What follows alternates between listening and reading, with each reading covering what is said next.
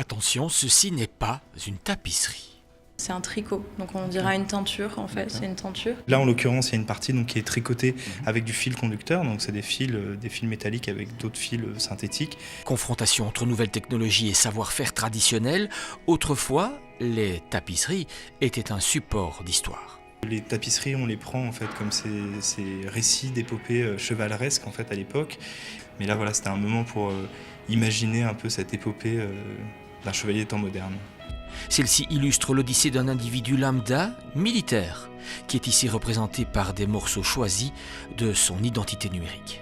On a pu apprendre des choses très personnelles, comme par exemple la couleur de ses yeux, ses déplacements dans ces 6 derniers mois, qu'on retrouve justement sur la tapisserie sous forme de données GPS. Et après aussi, voilà, la particularité, c'est que cette personne-là est quelqu'un qui est militaire.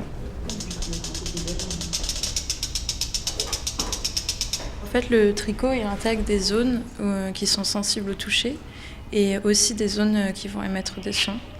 Et il y a différentes localités où on va avoir des sons qu'on a en fait glanés aussi sur Internet et sur les réseaux sociaux en rapport avec notre sujet.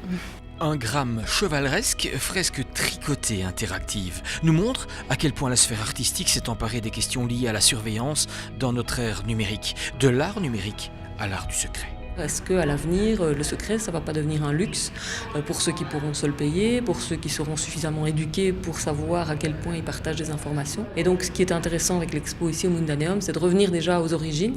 Donc, on pose la question finalement de comment l'homme de tout temps a essayé de crypter ses communications, chiffrer l'information, et comment l'évolution des techniques a fait que ces systèmes de cryptage ont toujours évolué. Et donc, ça pose vraiment beaucoup de questions, mais donc, c'est un lieu emblématique, le Mundaneum, pour parler de ces questions-là.